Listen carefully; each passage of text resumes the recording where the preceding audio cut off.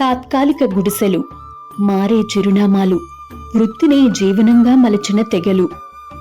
ఇవి చిరునామా లేని విముక్తి జాతుల విశిష్ట గాథలు.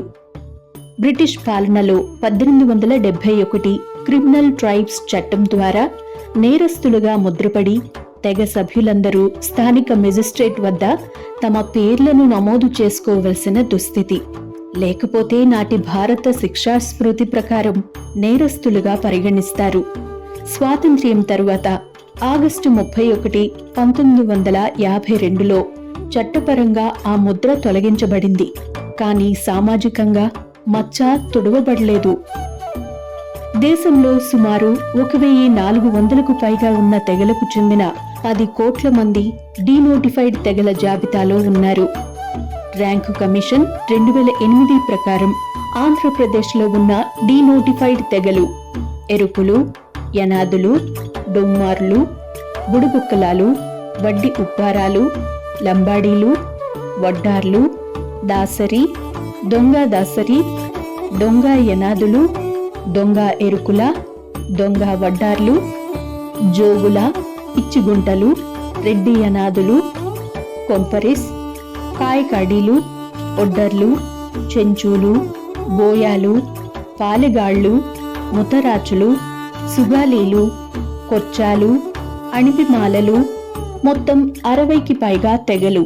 వీళ్లు ఎదుర్కొంటున్న సవాళ్లు: పుట్టుకతోనే చిరునామా లేని జీవితం, విద్యా వైద్య సేవల నుంచి బహిష్కరణ, గుర్తింపు కార్డులు లేని కారణంగా సంక్షేమ పథకాల పట్ల అనుసంధానం లోపం, సామాజిక విపరిణామంలో వారిని గుర్తించని దుస్థితి, 2014 తరువాత మారిన జీవితాలు. డీనోటిఫైడ్, నోమాడిక్, సెమీ నోమాడిక్ తెగల సంక్షేమం కోసం శ్రీ నరేంద్ర మోదీ ప్రభుత్వం 2014లో జస్టిస్ వి ఈశ్వరయ్య అధ్యక్షతన జాతీయ కమిషన్ NCDNTను నియమించి 2017లో వచ్చిన NCDNT నివేదిక ఆధారంగా మోదీ ప్రభుత్వం 2019లో డీనోటిఫైడ్ సంచార మరియు సెమీ సంచార వర్గాల కోసం అభివృద్ధి మరియు సంక్షేమ బోర్డు ఏర్పాటు చేసి పాలనలో ప్రత్యక్ష భాగస్వామ్యం కల్పించింది. ఫిబ్రవరి 2022లో భారతదేశ చరిత్రలో తొలిసారిగా డీనోటిఫైడ్ తెగల కోసం ప్రత్యేకంగా 200 కోట్ల రూపాయలతో SEED scheme for economic empowerment of DNTs పథకాన్ని ప్రారంభించింది. ఇందులో భాగంగా ఉచిత నైపుణ్య శిక్షణలు, పూర్తి విద్యా వేతనాలు, వసతి గృహాలు మరియు హాస్టల్స్ ఏర్పాటు, గుర్తింపు పత్రాల జారీ ప్రక్రియ వేగవంతం, స్వయం ఉపాధికి ఆర్థిక మద్దతు, ఆత్మనిర్భర్ భారత్లో అనుసంధానిస్తూ పునరావాస వ్యూహాలు అమలు చేయబడ్డాయి. PM దక్ష, PMAY మరియు జీవనోపాధి పథకాల్లో DNT, NT సమూహాల కోసం ప్రత్యేకంగా నిధులను కేటాయించి నిర్లక్ష్యం ఎదుర్కొన్న తెగల జీవితాల్లో వెలుగును నింపింది.